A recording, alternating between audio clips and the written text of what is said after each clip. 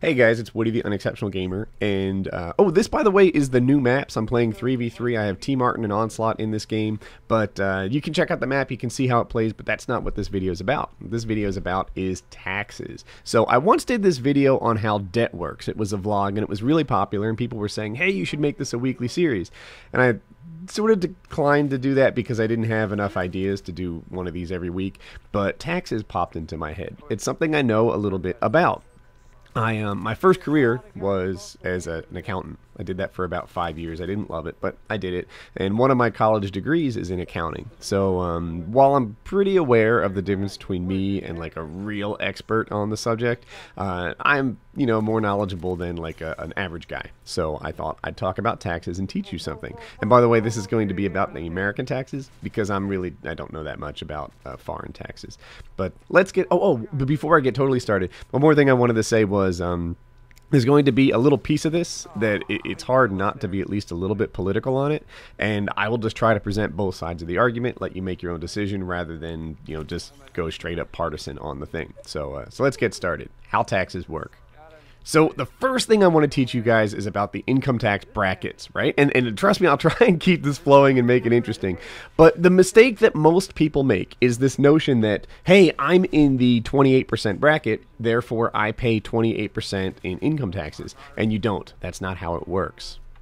If you're single and you have no deductions and you make $100,000 a year, now everybody has deductions, there's even a standard deduction, but hypothetically, if you had $100,000 worth of taxable income, your actual tax rate would be 21%, even though you're in the 28% bracket. Why? Well, that's because the first $85,000 of your income is taxed at much less than 28%, right? You get the first, whatever, $8,700 gets taxed at 10%, the next 25 grand gets taxed at 15%, and then you got a bunch of 25 and then just a little bit at 28%, right? So the way that that's fair, right? Because otherwise, like, let's pretend that you paid the actual bracket amount on all your income.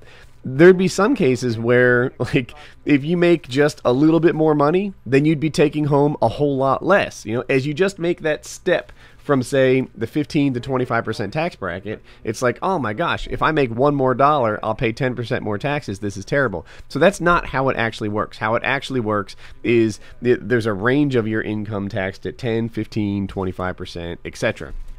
The other thing, let's talk about deductions. So there's two things that are pretty common with deductions. One is the standard deduction, and oftentimes in the U.S. it breaks down into whether or not you own your own home or not, because the mortgage interest deduction is so big that it ends up being better than the standard deduction. But let's go back on topic.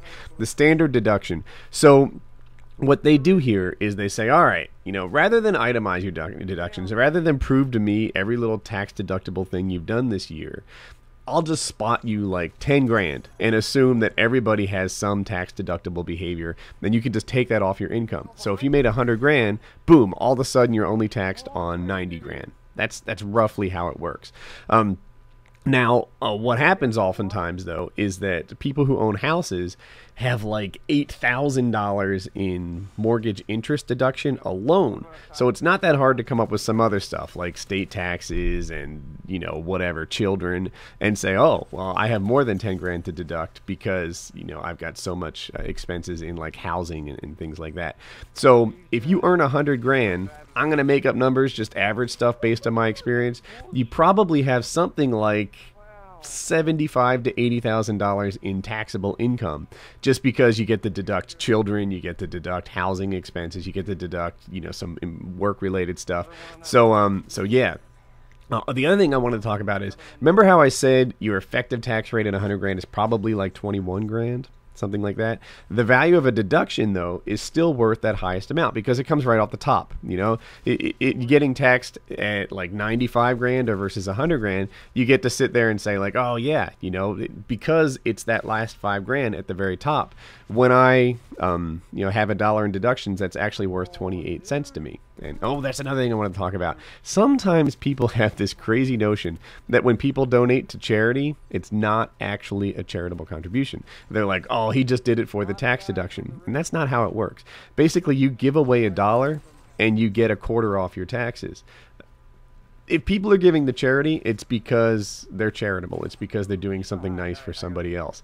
It is never because it works out for them financially to get some sort of deduction. That's just not the case. It kind of was back in the 70s, but let's not even go there. So, you know, when they say, oh, he just did it for the tax deduction, or he just needs the tax deduction. Nope. You know, he gave away $1 and got a quarter back. That's an act of generosity. That's the only way to do it. But the other thing I wanted to talk about was different kinds of income being taxed. And this is the part that's sort of a little bit political. Here's the deal.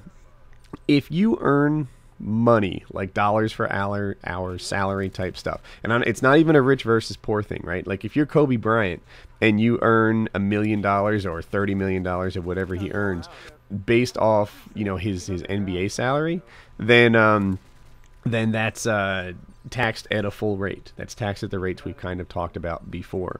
However, if you earn your money through dividends and capital gains, then you're taxed at a much lower rate. You're taxed at about 15%.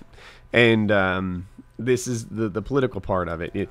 I think that's wrong, right? I think that I think that all money should be taxed in the same way, regardless of how you earn it. The people who tend to earn big dollars in dividends and interest and capital gains are two groups. You know, retirees earn a fair amount of money through the investments they've made their entire life, and the super rich. And for me, I don't get why you know, that they would do that. Now, here's the other side of the argument, the one I promised to make. What they say is that if you're doing the sort of investing, you know, dividends and capital gains kick off, then you're the person who fuels the economy, and you need to make it business friendly, and you need to, you know, reward the sort of behavior that advances the economy to the next place. So that's why people like, you know, Warren Buffett or Bill Gates or whoever, you know, who earn the bulk of their money through investments, that's why those guys pay a lower tax rate than you do. That's the other side of it.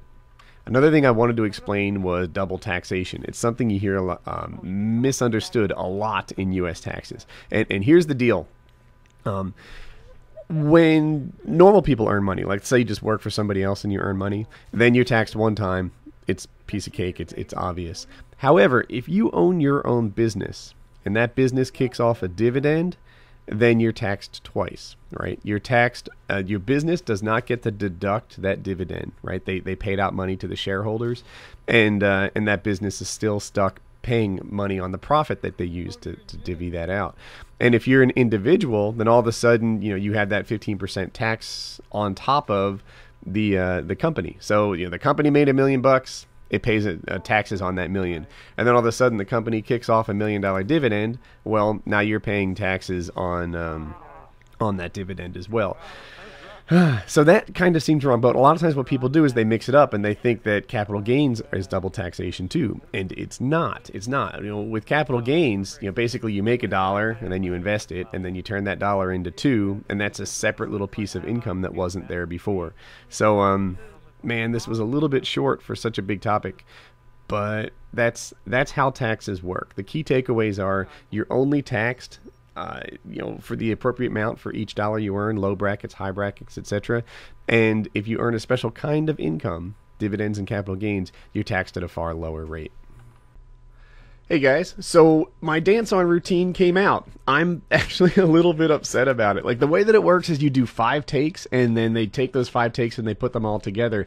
And when I saw mine, it was like, oh my goodness, it's like they used my worst one. And between that and the fact that they told Carrington to not be very nice, I feel like the deck is stacked against me. And here's where I need your help. If you could, go to the Dance On channel. There'll be a link in the description annotation on the screen. Click on Woody's Gamertag. These all move around. It's random, but here I'm in the top right. Click on Woody's Gamertag, and then here, give me a thumbs up. It would mean so much to me if you could do that. I would love that. Yeah, I need your help. I need your help. I kind of feel like it didn't get a fair shake, but Team Gamertag, if we can rally and turn this into something, then that would be life-changing for me. So, yeah. Oh, I'll be live streaming later today, so I'll see you guys there.